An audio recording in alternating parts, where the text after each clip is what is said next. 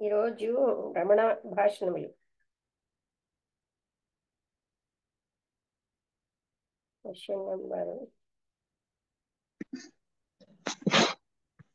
ఏం question number? అదే చూస్తున్నాను. క్వశ్చన్ నెంబరు ఇది ఒకప్పుడు మొదటికి వచ్చేస్తూ ఉంటుంది అనమాట. వాళ్ళు రాలేదు. 329.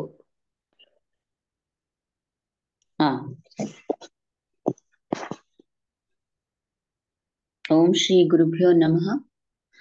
28 డిసెంబర్ 2023 రమణ భాషణములు అనే గ్రంథంలోంచి 321వ ప్రశ్న నుండి లక్ష్మి గారు చదివి 29 300 ప్రశ్న సంఖ్య 329 నుండి లక్ష్మి గారు చదివి మనకి వినిపించి వివరిస్తారు. ఓకే, అందరికీ నమస్కారం అండి. ఇవాళ భగవాన్ పొద్దున్నే ఒక పాసేజు సెయింట్ ఎస్టెల్లా తమిళ రామకృష్ణ విజయంలోంచి చదివారు. ఇది అయిపోయిందా ఏంటి? అదేంటంటే, మీ యొక్క శత్రువులందరూ కూడా ఎవరు అంటే మీ యొక్క కామము, ఆవేశాలు ఇవే.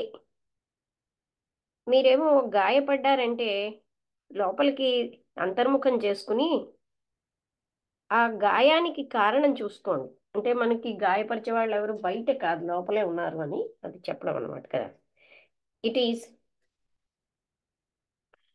ఇది బాహ్యమైంది కాదు గాయం.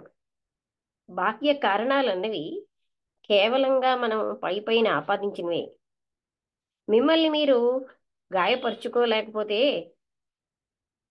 ఆ అంతో దయనీయమైన భగవంతుడు ఏ రకంగానైనా మిమ్మల్ని గాయపరచగలడా?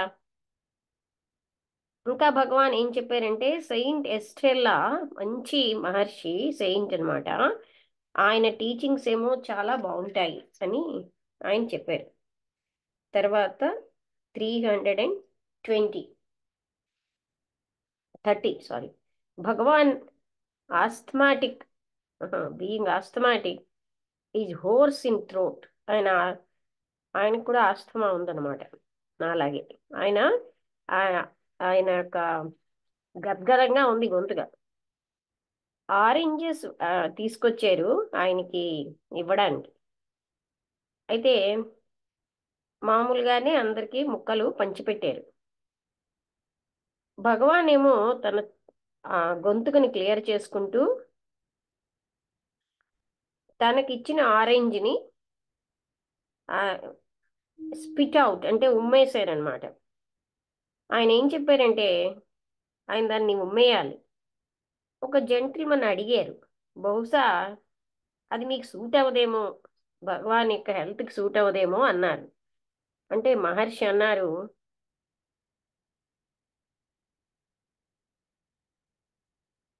అది ఒకవేళ మీరే గాని ఆ ఫ్రూట్స్ తెచ్చి ఉంటారనుకోండి, ఇంకో వ్యక్తి కాకుండా, అప్పుడు మీరు ఇలా అంటారా అని అడిగారు. అర్థమైందా? అంటే ఈ విధంగా మీరు చెప్తారా అప్పుడు?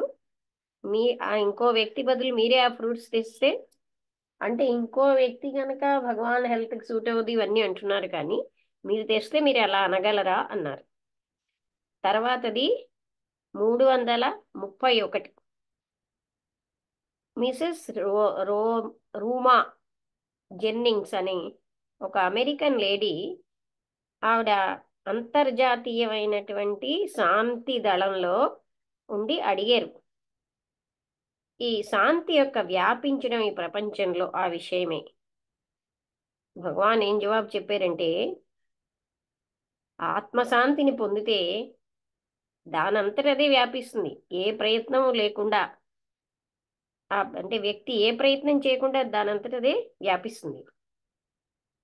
ఎప్పుడైతే వ్యక్తి తనలో తాను పీస్ఫుల్గా లేడో, ఆయన ఏ విధంగా ఈ శాంతిని ప్రపంచంలో వ్యాపింప చేయగలడు?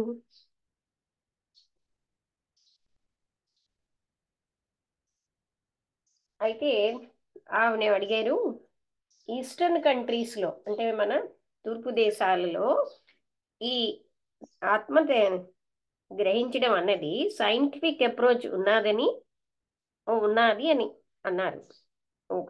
ఈస్టర్న్ కంట్రీస్లో ఉందా అని అడిగారు. నీవే సెల్ఫ్ అయి ఉన్నావు, ఏ రకమైన విశాలమైన సైన్స్ ఇక్కడ అవసరం లేదు దాన్ని అంటే స్థిరపరచడానికి అన్నారు. అంటే అప్పుడు ఆమె అందులో ఉన్న సత్యం నాకు అవగాహన అయింది. అక్కడ ఒక ప్రాక్టికల్ మెథడ్ అన్నమాట ఉండాలి, దాన్ని నేను సైన్స్ అని అంటున్నాను. ఆలోచనలు ఆగిపోతే, ఇలాంటి ఆలోచనలు ఆగిపోవడమే ఆత్మని గ్రహించడం. ఇలస్ట్రేషన్ అంటే ఉదాహరణ ఏంటంటే, నెక్లెస్ అనేది పోయిందనుకోండి, అయితే తన శరీర అనే దాన్ని వాళ్ళు చూసుకోలేదు. ఆత్మ నుంచి దూరంగా ఉండడం వల్ల ఆల్వేస్ బీయింగ్ ద సెల్ఫ్, ఎప్పుడు మనం ఆత్మయ్య ఉన్నా అన్నీ చూస్తాం. భగవంతుడు, ప్రపంచం హార్ట్లోనే ఉన్నాయి. సీ ద సీయర్, చూసేవాడిని చూడండి, అప్పుడు మీకు అన్ని ఆత్మ సంగతి అంతా తెలిసిపోతుంది.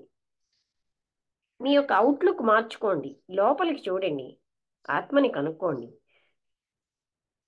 ఈ దీనికి ఆధారం ఎవరు? ఈ సబ్జెక్ట్కి was then told of the pamphlet the lady, sorry, and the object. దీనికి సబ్జెక్టు ఆబ్జెక్టు ఎవరు?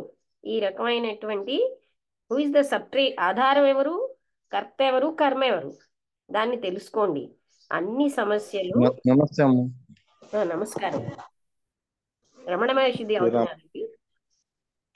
అన్ని సమస్యలు సాల్వ్ అయిపోతాయి అన్నారు రమణ మహర్షి. అప్పుడు ఆ లేడీ అడిగారు, ఒక పాంప్లెట్ కోసం చెప్పారు, హూ యామ్ ఐ, నేనెవరు? ఆవిడ దాన్ని చదవడానికి ఇష్టపడ్డారు, ఇంకా ఇతర ప్రశ్నలు భగవాన్ అడగడానికి ముందు. తర్వాత 332 అంటే తమిళ్లో ఆ 3 శూన్యాలు ఏమిటి అంటే 3 రకాలైనవి సత్యాలు అనుగుణంగా. అంటే తత్ ఈశ్వరుడు, ఈశ్వర తురియ, త్వం జీవ తురియ, అసి అసి తురియ అంటే అని వాట్ ఆర్ ద 3 వాయిడ్స్ అని ఆవిడ అడిగారనమాట. దాన్ని ఇది తమిళ్లలో ముప్పజ్ అంటారు కాబట్టి. ముప్పజ్ అంటే ఏంటి? 3 సత్యాలను కావాలి, 3 శూన్యాలు. అసలు వాయిడ్ అంటే అప్పుడు తురియ అన్నది అన్నిటికీ ఆధారమై ఉంది. అంటే జాగరూక అవస్థలో, స్వప్నావస్థలో, నిద్రావస్థలో ఈ మొదటి 2 కూడా బాగానే ఉన్నాయి. థర్డ్ ఏంటి అని అడిగారు ఆవిడ. అప్పుడు మహర్షి అన్నారు, అంటే అంతటా వ్యాపించి ఉండడం అన్నదే వేకింగ్ అంటే జాగరూకం. నమస్తే అమ్మ. చెప్పండి. ఇది మొదటి 2 ఏంటమ్మా? మళ్ళీ అప్పుడు ఇంకోసారి చిన్న చిన్నవే అవి చెప్తాను, ఇది అయిపోయాక మళ్ళీ నేను వెళ్ళి చూడాలి. All pervasiveness is said to be the waking, అంతటా వ్యాపించి ఉండడమే జాగరూక అవస్థ.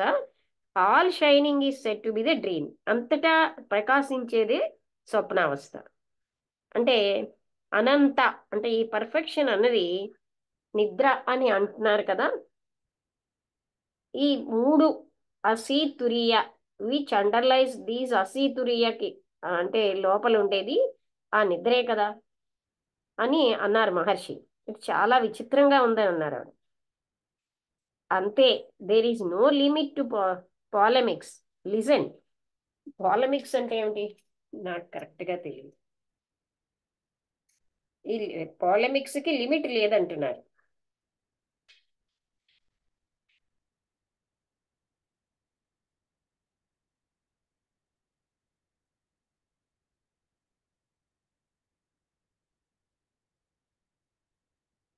Speech or piece of writing expressing strongly critical attack on or controversial. అది పాలమిక్స్ అంటే అలాంటి వాటికి అంటే ఇలా వ్యతిరేకంగా ఇలాంటి అంతు లేదు ఈ వాదాలు అని ఒక రకంగా మనం తీసుకోవచ్చేమో.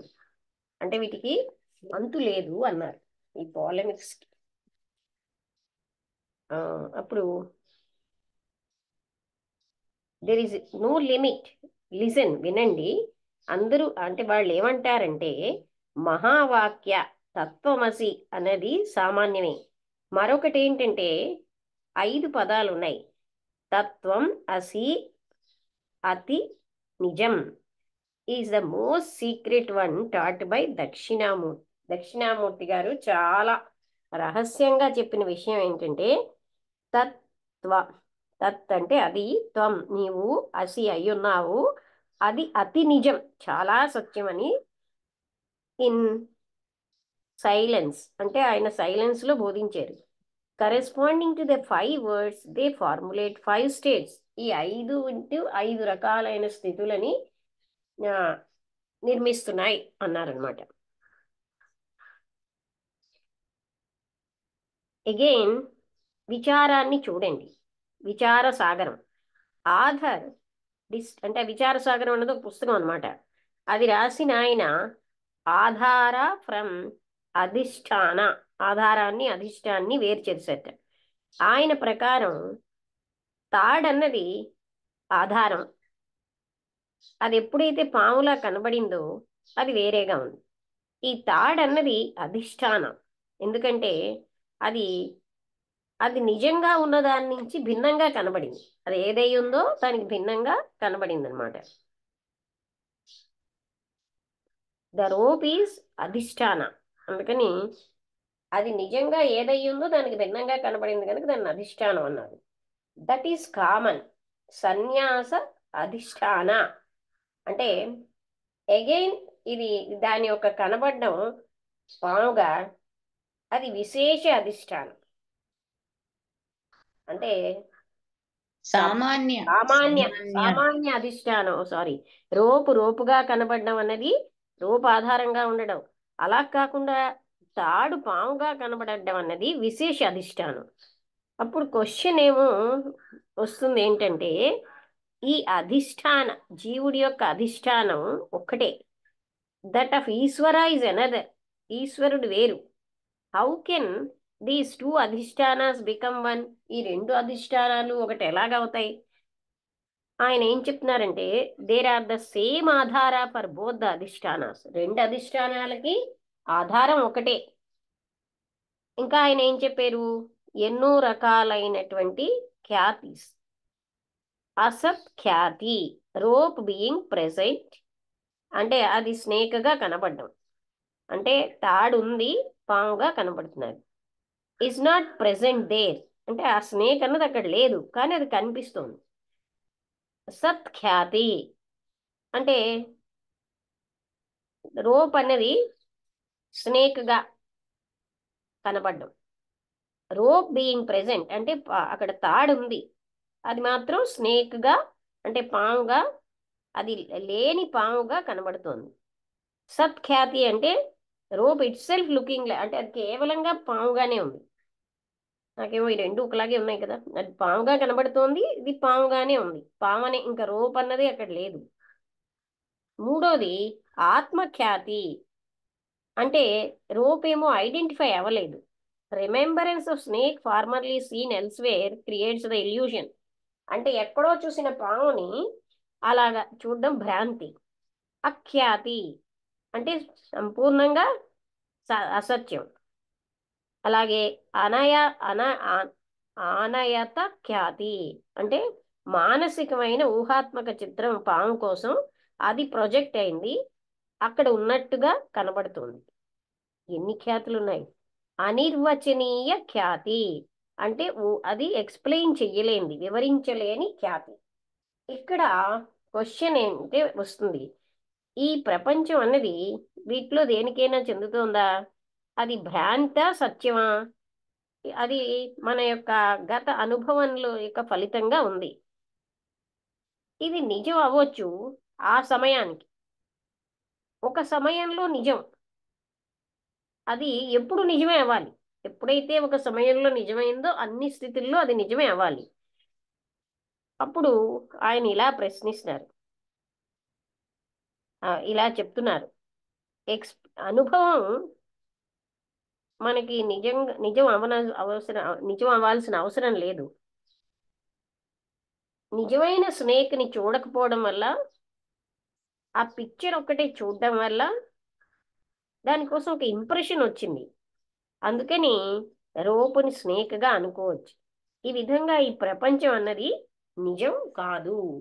అంటే ఇందులో ఆ సమయానికి మనం నిజం అనుకుంటున్నాం. కానీ అంటే ఎలా అయితే తాడులో పాముని చూస్తున్నామో, పాము మన మనస్సులోనే భ్రాంతిగా ఉంది, కానీ పాము అక్కడ లేదు, ఉన్నది తాడే. అలాగే ఈ ప్రపంచం ఏమో ఆ సమయానికి ఇంద్రియాలతో చూస్తున్నాం గనక సత్యం అనుకుంటున్నాం, కానీ ఇది సత్యం కాదు, ఇది భ్రాంతి మాత్రమే. అది పోల్చారనమాట. అయితే he answers the experience need not necessarily be real. ఈ నిజం అనుభూతి నిజం అవ్వక్కర్లేదు. అంటే మనం పావని ఫీల్ అయితే అది నిజం కాదు, అది భ్రాంతి లేకపోతే అసత్యం. అది మనకి గత అనుభవంలోంచి వచ్చింది, ఆ సమయానికి అది నిజమే. ఒకవేళ నిజమైనది ఎప్పుడు నిజంగానే ఉండాలి. ఎక్స్పీరియన్స్ అనుభవం అన్నది తప్పనిసరిగా నిజం అవ్వక్కర్లేదు. నిజంగా ఒక స్నేక్ని చూడకుండా కేవలంగా దాని పిక్చర్ని చూడడం బట్టి ఒక ఇంప్రెషన్ వచ్చింది, అందుకని దాన్ని ఒక పాముగా అనుకోవచ్చు. ఈ విధంగా ఈ ప్రపంచం కూడా సత్యం అవ్వక్కర్లేదు. ఇలాంటి వాదనలన్నిట్లో ఎందుకు టైం వేస్ట్ చేసుకోవాలి? మీ యొక్క మైండ్ని అంతర్ముఖం చేసుకోండి, దాన్ని ఉపయోగకరంగా మీ సమయాన్ని ఉపయోగించండి, అంటే వెచ్చించండి. In the union of the individual, అంటే వ్యక్తి ఎప్పుడైతే సుప్రీంతో కలిసిపోయారో, ఆ సుప్రీం అన్నది individual directly, supreme is hearsay and the individual directly experienced. Hearsay అంటే ఏమిటండి క్లియర్గా? వినికిడి అని కదా హియర్సే. మేము చూస్తాను. సరే.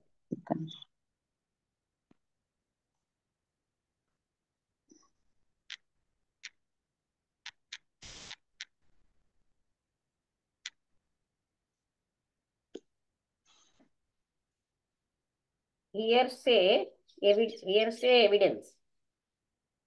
hearsay meaning things you have heard. నువ్వు చెప్పింది థింగ్స్ యూ కరెక్టే.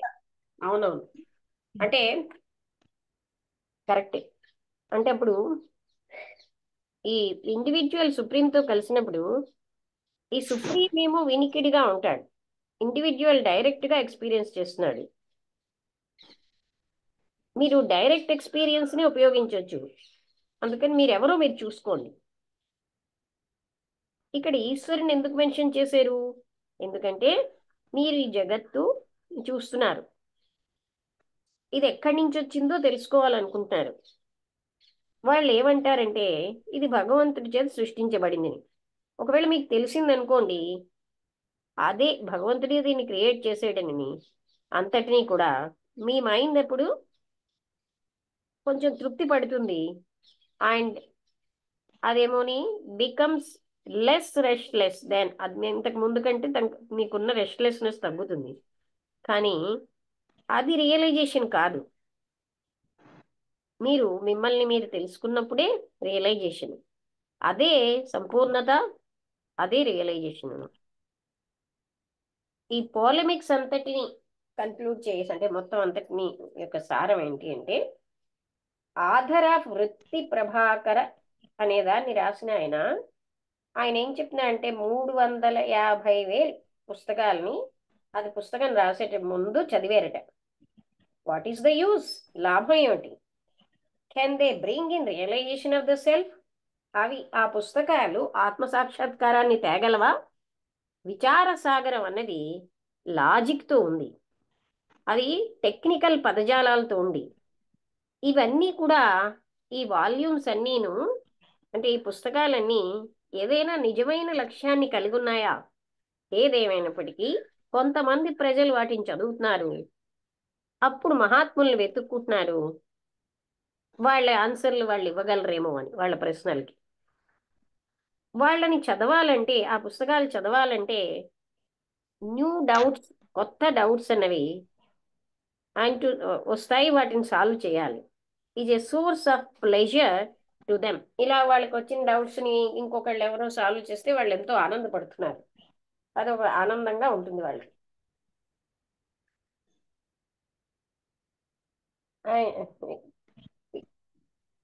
Knowing it to be sheer waste, ఇదంతా కేవలం వృధా అని తెలిసాక ఈ మహర్షులు వాళ్ళని ప్రోత్సహించరు. అటువంటి ప్రజలను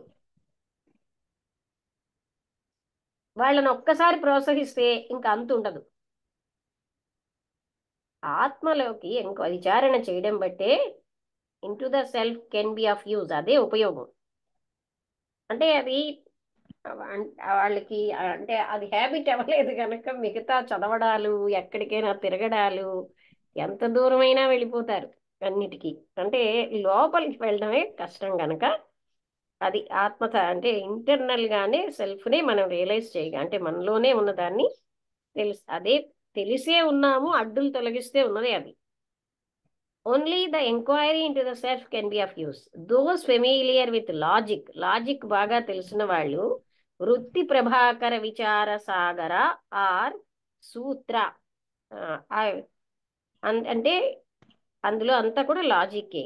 ఆ ఫెమిలియర్, ఎవరైతే లాజిక్ తో ఫెమిలియర్ గా ఉంటారో, వృత్తి ప్రభాకర అని ఒకటి, విచార సాగరం ఆర్ సూత్ర భాష్య, ఇవన్నీ కూడా సిమిలర్ లార్జ్ వర్క్స్, పెద్ద పెద్ద అలాంటి పెద్ద పుస్తకాలే.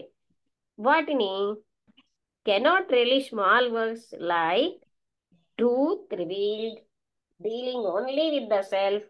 ఆ పెద్ద పెద్ద పుస్తకాలు నీ ఇష్టపడిన వాళ్ళకి సత్యమేమో తెలియబడింది, అది అంటే ట్రూత్ అన్నది రివీల్ అయిందని, అలాంటివి వాళ్ళకి నచ్చవన్నమాట. వాళ్ళు రిలీజ్ చేయలేరు.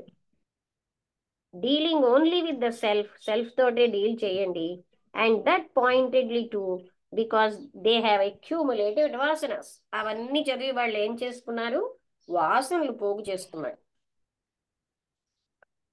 అందుకని ఇవి ఆ పెద్ద పెద్దవి చదివాక ఈ చిన్న చిన్న వాళ్ళకి నచ్చవు. ఓన్లీ దోస్, ఎవరి మనస్సులు అయితే తక్కువ బురదతో ఉంటాయో లేక పవిత్రంగా ఉంటాయో అలాంటి వాళ్ళు మాత్రమే చిన్నవి ఉపయోగకరమైనవి పనులు చేస్తారు. ఇది 332. అయితే ఇప్పుడు నేను నారాయణ గారు ఇంకెవరెవరు లేటుగా వచ్చారో వాళ్ళ కోసం మిగతావి 329 నుంచి కదా, అంటే సెయింట్ ఎస్టెల్లా అనే అందులోంచి మహర్షి తమిళ్ రామకృష్ణ విజయమన. యువర్ ఎనిమీస్, మీ యొక్క శత్రువులు మీలోనే ఉన్నారు.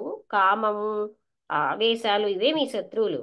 వాటి వల్ల మీరు గాయపడ్డారంటే, మీరు ఎప్పుడైనా గాయపడితే అది మీ లోపల నుంచే గాయపడుతున్నారు. దానికి కారణం తెలుసుకోండి. ఇదేం బాహ్య కారణం కాదు. బాహ్య కారణాలు అన్నవి కేవలంగా మనం ఆపాదిస్తున్నాం. మిమ్మల్ని మీరు గాయపరుచుకోలేకపోతే ఆ గొప్ప అంటే దయామయుడైన ఆ భగవంతుడు కూడా మిమ్మల్ని గాయపరచలేడు ఏ విధంగాను. ఇంకా ఆయన భగవాన్ చెప్పారు, సెయింట్ ఎస్టెల్లా చాలా గొప్ప మహర్షి, ఆయన టీచింగ్స్ చాలా బాగుంటాయి అని. తర్వాత 330వ ప్రశ్న, భగవాన్ ఆస్తమా ఉండడంతో ఆయన కొంచెం గద్గదం అయిపోయింది ఆయన కంఠం. అప్పుడు ఎవరో ఆరెంజెస్ తీసుకొచ్చారనమాట ఆయనకి ఇవ్వడానికి. అప్పుడు మళ్ళీ పీసెస్ చేసి అందరికీ పంచిపెట్టారు. భగవాన్ ఏం చేస్తున్నాడంటే తన ఆ గొంతుకని క్లియర్ చేసుకుంటూ దాన్ని తప్పనిసరిగా ఆరెంజ్ని ఆయన ఉమ్మేశారు. ఆయన ఏం చెప్పారంటే దాన్ని ఆయన ఉమ్మేయవలసి వచ్చిందని. ఒక జెంటిల్మన్ అక్కడే ఉన్న ఒక వ్యక్తి అడిగారు, ప్రాబబ్లీ ఇది మీకేమో భగవాన్కి సూట్ అవ్వలేదేమో అన్నారు. భగవాన్ హెల్త్కి సూట్ అవ్వలేదేమో అన్నారు. అప్పుడు భగవాన్ ఏమన్నారంటే, ఒకవేళ మీరే ఆ వ్యక్తి ప్లేస్లో మీరే తెచ్చినప్పుడు అలా మీరు అనగలరా అని అడిగారు. తర్వాత 331ది రూమా జెన్నింగ్స్ అనే ఆమె అమెరికాలో ఆవిడ అంతర్జాతీయమైన శాంతి దళంలో ఉన్నారు. భగవాన్ ఏమడిగారంటే శాంతి యొక్క వ్యాపకత్వం విషయంలో ప్రపంచంలో దాని విషయం అడిగారు. భగవాన్ ఏం చెప్పారంటే ఆత్మశాంతి అన్నది ఎవరైనా పొందేరంటే దానంతటి అదే వ్యాపిస్తుంది, ఏ రకమైన ప్రయత్నము చెయ్యకుండా. ఎప్పుడైతే వ్యక్తి తనలో తాను శాంతిగా లేడో ఆయన శాంతిని ఏ విధంగా ప్రపంచంలో వ్యాపింపచేయగలడు? అప్పుడు ఆ స్త్రీ అడిగింది, ఈ తూర్పు దేశాల్లో ఆత్మ సాక్షాత్కారానికి అంటే ఒక రకమైన సైంటిఫిక్ అప్రోచ్ ఉంటుంది అని. నీవే సెల్ఫ్ అయి ఉన్నావు, దానికి విశాలమైన సైన్స్ అన్నది అవసరం లేదు దాన్ని అంటే ఆత్మని స్థాపించడానికి. నేనేమి అవగాహన చేసుకున్నానంటే అందులో సత్యం నాకు అవగాహన అయింది, కానీ అక్కడ ఒక ప్రాక్టికల్ మెథడ్ ఉంటుంది, దాన్నే నేను సైన్స్ అంటున్నాను. అలాంటి ఆలోచనలన్నీ ఆపేయడమే ఆత్మ సాక్షాత్కారం. అంటే ఉదాహరణ ఇచ్చారు, ఒక నెక్లెస్ పోయింది, వాళ్ళకి తెలియదు ఏంటంటే అతని శరీరం మీదే ఉందండి. అలాగే మనం సెల్ఫ్ కంటే దూరంగా ఉండి మనం అంతా బయటనే చూస్తున్నాం. భగవంతుడు, ప్రపంచం ఇవన్నీ కూడా హృదయంలోనే ఉన్నాయి. మీరు ఒకవేళ చూసేవాడిని చూడండి, అంతా మీకు తెలిసిపోతుంది, ఆత్మ అంటే తెలుస్తుంది. మీ అవుట్లుక్ మార్చుకోండి, బయట కాకుండా లోపలికి చూడండి, అప్పుడు ఆత్మని తెలుసుకోండి. ఎవరు ఇక్కడ సబ్స్ట్రేటం, ఎవరు సబ్జెక్టు, ఎవరు ఆబ్జెక్టు, దాన్నంతా తెలుసుకోండి. అన్ని సమస్యలను పరిష్కరించబడతాయి. అప్పుడు ప్యాంఫ్లెట్ విషయంలో ఆ లేడీకి చెప్పబడింది, హూ యామ్ ఐ అనే ప్యాంఫ్లెట్ కోసం చెప్పారు. ఆమె ఒప్పుకున్నారు, దాన్ని చదివేరు. ఇంకా ఇతర ప్రశ్నలు భగవాన్ అడక్క ముందు ఆమె అంటే తను చదవడానికి ఒప్పుకున్నారు. తర్వాతది ఆ 3 వాయిడ్స్ అంటే శూన్యాలు ఏమిటి? తమిళ్లో వాటిని ముప్పస్ అంటారు. అంటే తత్ అంటే ఈశ్వర తురియ, త్వం జీవ తురియ, అసి అసి తురియ. ఇందులో తురియ అన్నది అన్నిటికీ ఆధారం అన్నమాట. అంటే 3 అవస్థలకి, ఇందులో జాగరూకం, స్వప్నావస్థలోని, నిద్రావస్థలోని. మొదటి 2 బాగానే ఉన్నాయి, కానీ మూడోది ఏమిటి అని ఆవిడ అడిగారు. అంటే అంతటినీ తెలుసుకోవడం అన్నది జాగరూకం, అన్నీ ప్రకాశిస్తాయి అన్నది డ్రీమ్లో. పర్ఫెక్షన్, సంపూర్ణత్వం అన్నది అదే నిద్ర, అనంత. అంటే ఏదైతే అసితురియ అదే దానికి అంతర్గతంగా ఉంది, అండర్లైన్. చాలా విచిత్రంగా ఉంది అన్నారు ఆవిడ. అవునా, ఇది అదే సమస్తం. దీనికి ఈ వాదాలకి అంతు లేదు, జాగ్రత్తగా వినండి. వాళ్ళు ఏమంటారంటే మహావాక్య తత్వమసి అన్నది కామన్. ఇంకొకటి 5 పదాలు ఉన్నాయి, తత్వమసి అతి నిజం అని దక్షిణామూర్తి తన సైలెన్స్ లో చెప్పారట. తత్ త్వం అసి 3 పదాలు, అతి నిజం ఈ 5. మీరు విచార సాగరం అనేది చూడండి. ఆధార్ ఏంటంటే ఆధార అధిష్టానాలు వేరు చేశారు. ఆయన ప్రకారం తాడెప్పుడు ఆధారం, ఎప్పుడైతే పాములా కనబడుతుందో ఇతరంగాను అది వేరు. ఈ తాడన్నది అధిష్టానం, ఎందుకంటే అది ఏదైతే ఉందో దానికంటే భిన్నంగా కనబడింది. దట్ ఈస్ కామన్, అంటే సామాన్య అధిష్టానం. అంటే రోప్ అన్నది సామాన్య అధిష్టానం, అది స్నేక్ గా కనబడుతున్నది, దాన్ని విశేష అధిష్టానం అంటారు. ఇప్పుడు ప్రశ్న ఏంటంటే జీవ అధిష్టానం ఆఫ్ జీవ ఇస్ 1, అది ఈశ్వర ఇస్ ఎనదర్, ఈశ్వరుడికి వేరుట. How can those two adhishthanas become one? ఈ రెండు ఏ విధంగా ఒకటి అవుతాయి? He replies, there are the same adhara for both the adhishthanas. ఈ రెండింటికి ఆధారం ఒకటే అని మళ్ళీ సమాధానం చెప్పారు. అధిష్టాన ఆఫ్ జీవ అంటే అధిష్టాన ఆఫ్ ఈశ్వర రెండు ఒకటే. తర్వాత ఎన్నో రకాల ఖ్యాతిస్ కోసం చెప్పారు. అసత్ ఖ్యాతి అంటే రోప్ అన్నది ఉంది కానీ అది స్నేక్ గా కనబడుతోంది, అక్కడ లేని పాముగా. సత్ ఖ్యాతి అంటే రోప్ అసలు పాముగానే ఉంది. ఆత్మఖ్యాతి అంటే రోప్ అన్నది గమనించలేదు ఎవరు. అక్కడ ఏంటంటే ఆ రిమెంబరెన్స్ ఆఫ్ స్నేక్ ఎక్కడో పిక్చర్ లో ఎక్కడో చూడడం వల్ల పామే కనబడుతోంది. అఖ్యాతి పూర్తిగా అసత్యం. అలాగే అనాయత ఖ్యాతి అంటే మానసికమైనటువంటి ఊహలో ఎప్పుడో స్నేక్ అన్నది వాళ్ళు ఊహించుకుంటున్నారు. తర్వాత అనిర్వచనీయ ఖ్యాతి అంటే ఎక్స్ప్లెయిన్ చెయ్యలేనిది. ఆ తర్వాత ఆయన ఒక ప్రశ్న అడిగారు, ఈ ప్రపంచం అన్నది వీటిల్లోకి వస్తోందా? అది భ్రాంత, నిజమా, అసత్యమా? Whether illusory or unreal? It must be the result of previous experience. ఇంతకు ముందు ఉన్నటువంటి అనుభవం ప్రకారమే మనం చెప్తున్నాం. ఆ సమయానికి అది నిజమే, సత్యమే. అలా ఎప్పుడైతే సత్యం అన్ని అవస్థల్లోనే ఉండాలి. ఈ answers it, the experience need not necessarily be real. మన అనుభవం నిజంగా సత్యం అవ్వక్కర్లేదు, అంటే అది తప్పనిసరిగా నిజం అవ్వక్కర్లేదు. ఒక స్నేక్ ని చూడకపోవడం వల్ల ఒక పిక్చర్ ని చూడడం బట్టి ఈ ఇంప్రెషన్ వచ్చింది, దాన్ని తాడునే పాముగా. ఈ విధంగా ఈ ప్రపంచాన్ని సత్యం అవనవసరం లేదు. అయితే ఎందుకు టైం ఇలాంటి వాటిల్లో వేస్ట్ చేసుకోవడం? మీ మనస్సుని అంతర్ముఖం చేయండి, అప్పుడు సమయాన్ని సద్వినియోగం చేసుకోండి. ఇండివిజువల్ సుప్రీంతో కలిసినప్పుడు ఈ సుప్రీం అన్నది అంటే అది చెప్పబడేదిగా, and individual directly experience.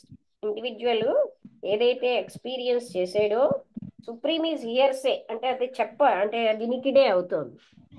You can make use, దీన్ని మీరు ఉపయోగించవచ్చు. Why of only of direct experience. Therefore look who you are. మీరు దీన్ని ఎప్పుడు ఉపయోగించగలరు అంటే మీకు డైరెక్ట్ గా అనుభూతి వస్తుంది. అందుకని మీరెవరో చూడండి.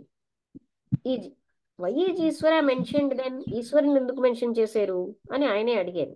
ఎందుకంటే ఈ ప్రపంచాన్ని మీరు చూస్తున్నారు, ఇది ఏ విధంగా వచ్చింది అని వాళ్ళు అంటారు భగవంతుడు సృష్టించాడని. మీకు ఒకవేళ తెలిసిందని అనుకోండి ఆయనే సృష్టించాడని, అప్పుడు మీరు కొంచెం శాంతి పొందుతారు, కొంత తృప్తి పొందుతారు, మీ రెస్ట్లెస్నెస్ తగ్గుతుంది. కానీ అది రియలైజేషన్ కాదు. మిమ్మల్ని మీరు రియలైజ్ చేసినప్పుడే, అంటే మీ సెల్ఫ్ రియలైజ్ చేసినప్పుడే సంపూర్ణత్వము, రియలైజేషన్ ఉంటుంది. ఈ మొత్తం అంతటి యొక్క ఇది ఏంటంటే వృత్తి ప్రభాకర అనే దాన్ని ఆధార ఒక ఆయన రాశారు. అందులో రాసే ముందు 350,000 పుస్తకాలు చదివాట. What is the use? వాటి వల్ల లాభం ఏంటి? అవి ఏమైనా రియలైజేషన్ ని తీసుకొస్తాయా? అదే విధంగా యోగానంద గారు భీమిలీలో ఉండేవారు కదా, ఆయన కథా సూర్యకాంతం అన్న ఆమె ఎన్నో పుస్తకాలన్నింటినీ సంకలనం చేసి ఆత్మసాక్షాత్కారం అన్నది రాస్తే దాన్ని ఆవిర్భవించడానికి పిలిస్తే ఆ తర్వాత నేను వెళ్ళాను. అప్పుడు ఇదేమో ఇలాంటివి ఏవైనా ఉపయోగపడతాయా ఆత్మసాక్షాత్కారానికి అన్నారు. అంటే అలాగే ఈయన 350,000 పుస్తకాలు చదివి అది రాసిన అది ఏమైనా ఉపయోగపడుతుందా? అవన్నీ కేవలంగా ఆత్మ జ్ఞానం అంటే తను తెలుసుకోవడం తప్ప. అయితే ఈశ్వరుడు అనేవాడు ఏదో జగత్తుని సృష్టించాడు అని మనం తృప్తి పడినా దానివల్ల రియలైజేషన్ రాదు అంటూ ఈ వృత్తి ప్రభాకరం రాసిన ఆయన 350,000 పుస్తకాలు అది రాయడానికి ముందు చదివారు. దానివల్ల లాభం ఏమిటి? అదేమైనా రియలైజేషన్ ని తీసుకొస్తుందా? అలాగే అన్నారు యోగానంద గారు, ఈ పుస్తకం ఏమైనా రియలైజేషన్ ని తెస్తుందా? విచారసాగరం అన్నది ఎంతో లాజిక్ తోని టెక్నికల్ పదాలతోటి ఉంది. ఇవన్నీ కూడా ఈ వాల్యూమ్స్ అన్నీ ఏవైనా నిజమైన పర్పస్ ని సర్వ్ చేస్తాయా? ఏదేమైనటికీ కొంతమంది ఆ పుస్తకాన్ని చదివి వాళ్ళకి ఎంతో మంది మహర్షుల దగ్గరికి వెళ్తారు, ఎన్నో ప్రశ్నలు. అలాగ వాళ్ళు వెళ్ళడం వాళ్ళు ఎంతో హ్యాపీగా ఫీల్ అవుతారు. ఒకసారి వాళ్ళని ఎంకరేజ్ చేస్తే ఇంక అంతు ఉండదు. ఎంక్వైరీ ఇంటూ ద సెల్ఫ్, ఆత్మలోకి విచారణ వల్ల అంటే into the self can be, అదొక్కటే ఉపయోగం. లాజిక్, వృత్తి ప్రభాకర, విచార సాగర, లేకపోతే ఆ, సూత్ర భాష్య, ఇవన్నీ కూడా పెద్ద పెద్ద గ్రంథాలే. అలాంటివి చదివిన వాళ్ళు సత్యమే అంటే ట్రూత్ అనేది, అదే సత్యము తెలుపబడింది, అలాంటి చిన్న పుస్తకాలు వాళ్ళకి నచ్చవు. సెల్ఫ్ అండ్ అలాంటివి. బికాస్ వాళ్ళు ఏంటంటే ఎంతో వాసనలు, వాళ్ళు ఎన్నో వాసనలని పోగు చేసుకున్నారు. ఎవరి మైండ్స్ అయితే ప్యూర్గా ఉంటాయో అలాంటి వాళ్ళే చిన్నగాను లక్ష్యం ఉన్నటువంటి పనులు చెయ్యగలరు అని అక్కడితో అయిపోయిందండి. ఇప్పుడు అర్థమైంది కదా అంటారు. అంటే ఇక్కడ బాగానే మనకి చాలా విషయాలు ఇందులో నుంచి తెలిసాయి. అవన్నీ మీరు ఖ్యాతులు అవి చెప్పకపోయినా జస్ట్ అర్థమైంది చెప్పి మీకు ఏం అర్థం కాలేదో అడగండి. ముందు ఎక్కడెక్కడ అర్థం కాలేదు నరసింహం గారు ముందు మీరు అడుగుతారా? ఏమైనా అర్థమైందా పూర్తిగా?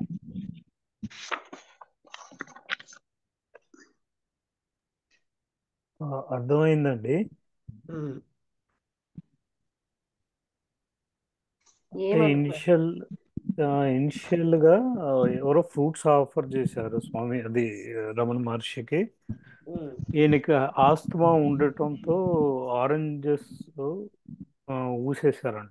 అంటే ముక్కలు చేసి ఇచ్చారు, ఆయనకో ముక్క ఇస్తే ముక్కలు. ఆయన ఉమ్. తొనలు కావాలి. దానికి ఇంకొక ఆయన మీకు ఈ ఫ్రూట్స్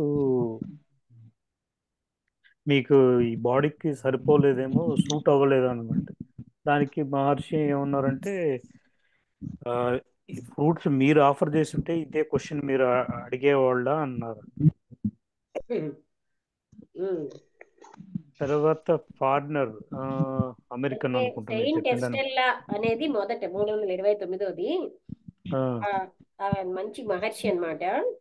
అంటే మన ఉమ్, గాయం మన వల్లే, మన అంతరంగ ఆ, మన కామ మన ఆవేశాల వల్లే మనం గాయపరుచుకుంటగలం. అది ఉమ్. గాయపరచుకోవడం విషయం. అదే అదే నేను ట్రై టు ఎక్స్ప్లెయిన్. నాకు ఎంత అర్థమైందో, నేను ఆ, నారాయణ గారి లాగా సూపర్ ఎనర్జీతో కంటిన్యూస్ గా చెప్పలేను.